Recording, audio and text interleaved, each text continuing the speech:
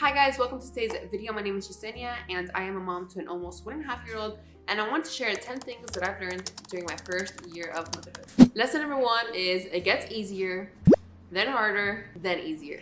Becoming a mom is such a journey, and it starts off really hard because everything is brand new.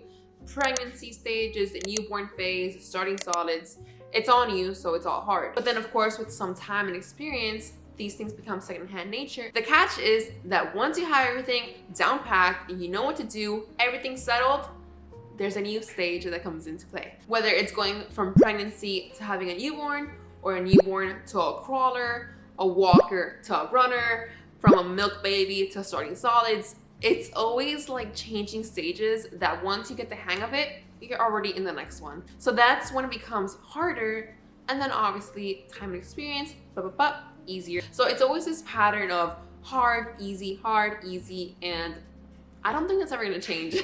I mean, honestly, motherhood is such a learning journey, but I think it shapes us so well, not just as parents, but like as individuals, because you really learn so much. Lesson number 2 is finding your parenting style.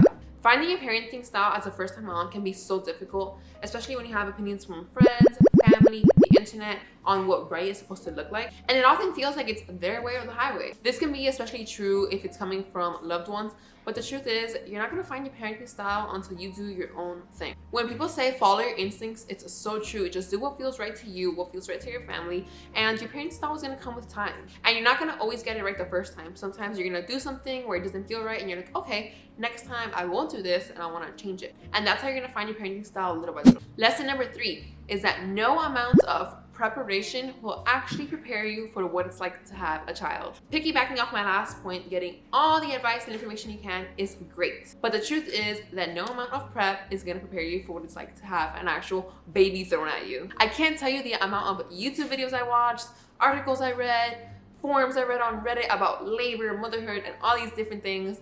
And at the end of the day, I didn't have any answers. As a brand new mom, I literally took it day by day, and that's kind of how I started learning. Not to say that getting information is bad, because obviously with the info in the back of my head, it would help me a lot in like situations on what I want to do, what I should do.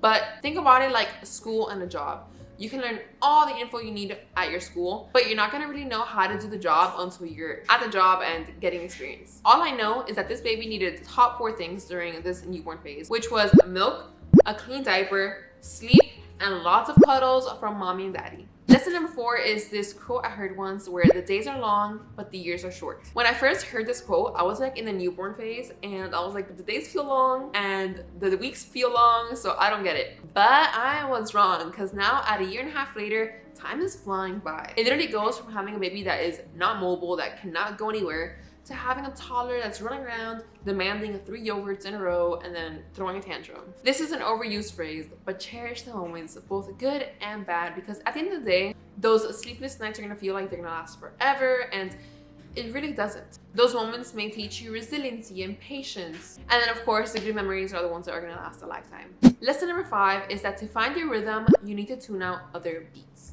Now, what I mean by this is that in this day and age where we have social media everywhere, it's so easy to get influenced into what we should be doing, into what we need to do, into what you can't say, and it becomes overwhelming. It's such an overload of information, including what your routine should look like, what order you have to eat, sleep, play, if you should shower every day or not, if you should do this and that. And the reality is, there's just way too much info out there. And then there's conflicting views if you should do this or this. My advice is to just take a step back and listen to your baby. It's okay not to have an hour-by-hour schedule every day. When my toddler was a baby, I literally would just follow her cues. We had a general routine where I knew she would wake up around a certain time, and then after that we would play, read some books, breastfeed. Then while she napped, I made breakfast and cleaned. And what I'm trying to say is I didn't really stress during this time, because there's no need for it, really. I didn't stress about what other moms were doing online, even though I kind of had in the back of my mind, should I have a routine? Should I be waking her up? But the truth is, they're newborns and they're gonna sleep a majority of the day. If you let them dictate their general schedule, you're gonna be a happier person, and so is the baby. So please don't take all the info you see online to include this video to heart. If you want to check out how I would spend 24 hours with a newborn, I did make a video on that way back then, so you can go ahead and watch it if you like. Lesson number 6 is that your body's going to change, so just embrace it. Every body is going to change with pregnancy, even if you think they don't. I know there's a lot of women out there that bounce back, but even then, they may have some things they're dealing with that they just don't share or you just can't physically see. Which, by the way, something I didn't know is that genetics play a huge role, if not a majority of the role, on whether you get stretch marks or certain things like that. As a mom now, I really try to be positive over the body changes I have, because the way I reflect on myself is the way my daughter's gonna reflect on her own body, and she is definitely always watching me when I step on the scale, when I look at my body. So these are changes I'm still trying to change, so don't think I'm perfect at this either. Just remember that your body created a little human, little organs, little bones, and you just brought life into this world. Now listen, I know it's so much easier said than done to just accept our bodies for how it is. Trust me, it's not easy for me either. I've been there, I get it, I am there. But what helps me is why we have these changes. For one, you created a little human. Your boobs will change, but you got to nourish your baby. You might have stretch marks, but that just shows that your body was capable of cooking up a little human in there and keeping it safe for 9 months, give or take. You might have whiter feet, but that just means you get to shop for new shoes. Just try to take all those negative connotations that we have with pregnancy and body changes and think of it in a positive way. Lesson number 7 is that if you're ever concerned about something medical, just go to a doctor. Listen, I know that as a soon-to-be mom or a brand new mom, you're gonna be worrying about a lot of little things your newborn does. They honestly make so many weird noises that concern you. Now, whose baby made weird noises that concern them with wheezing? You are gonna worry about so many little things that your baby does, and you're gonna think, should I take him to the doctor for this? Am I overreacting? And the answer is, just do it. I didn't want to be that mom that went to the doctor for every single thing, but guess what? Honestly, the doctors want to make sure that your baby is okay and rather get your concerns like relieved rather than you not go and then it actually be something serious. I went in multiple times because my newborn was making weird noises, which they said was normal, but it sounded like wheezing. So I just kept coming back and back. We did all sorts of tests, and at the end of the day, she was just being a newborn making weird noises and such. But I did get a sense of relief knowing that she's getting checked up, the doctors are not making me feel a certain type of way, and at the end of the day, my kid was fine. I just want to note that I know it depends on like your area too, because the doctors that saw my daughter were great, but some of the nurses for some reason had very bad attitude and they were just like questioning why I would go so often. So just know that even if you do get those type of nurses or doctors, just go anyway or switch providers or something. Because honestly, anything in that first year of life can be either concerning or them just being weird little newborns. So better to get it checked out and it be nothing than to not go and then it be something. Lesson number 9 is that you're not perfect, so don't hold yourself to those standards. We all have this idea of what the perfect parent looks like.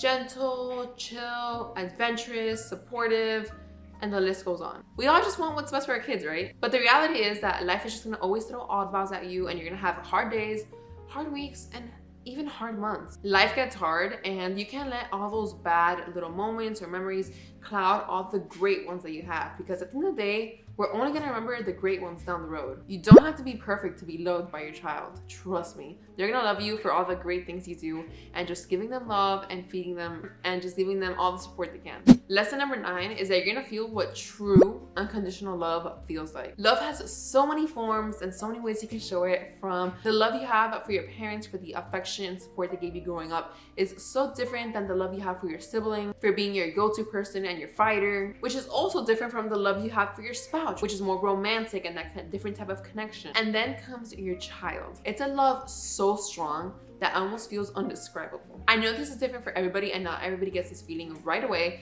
but my experience is that the love I have for my child is so crazy. You just love the tenderness they have, the open heart they carry, the way they laugh at the silliest moments, the way they do little facial expressions, the way they seek you for love and support and cuddles when they get hurt and they just need you, the way they just want to be part of every single little moment in your life, even though sometimes it can get annoying. They just want to be a part of it, and that's so beautiful. Honestly, becoming a mom has opened up a part of my heart I didn't know I had. Like, yes, I love my parents, I love my siblings, I love so many people, but the way I love my child is so different, and I think it really makes me the best version of myself. And yes, I still have a bunch of tiresome days, restless nights, but all those rough times honestly do not overpower how great it feels to be a parent. And the last lesson is that parenting is rewarding. Parenting is so rewarding in the sense that everything that you do has a purpose. You're doing it for a reason. The way you clean after your baby, you're showing your baby how to clean up after themselves. The way you talk to your baby, you're teaching them how to speak and language. Just walking back and forth, you're showing your little newborn that's how you walk. Eventually, that they're gonna take steps, they're gonna watch you. And I know this doesn't always feel this way, especially in the newborn phase where they kind of just can't talk, they can't do much of anything. But give it a few months, you'll see down the road that everything you do is for a reason, and they're gonna be copying you for everything. They're gonna be like little miniature versions of you. And I just find that rewarding because all this time and effort that you put into your little one, even things that you may not notice, come right back and it shows, hey, I'm actually doing something. I'm actually teaching my child how to do this, this, and that. Because I'll be honest, a lot of times it kind of just feels like you're getting by day. And it is how it is. Some days are gonna be like that. But like I said, at the end of the day, you will see some results from your little baby, toddler, and it's just gonna be so fun to watch them grow into like their own personality, into their own little person, and it's just great. So these are just 10 things I've learned in my first year of motherhood. I know there's much more to learn. I have a little toddler now, which is crazy. Let me know in the comments down below if you're an expecting mom, a brand new mom, or just a seasoned mom, any lessons that you've learned yourself, any questions that you may have that we might be able to answer as a community. My hands are doing a lot of this. I just want to end this video by saying that motherhood is a journey. I've said it before, I'll say it again. Do not get stuck on what everyone else is doing and just find your own way. If you enjoyed this video, please give it a thumbs up, subscribe, and I'll see you guys next time.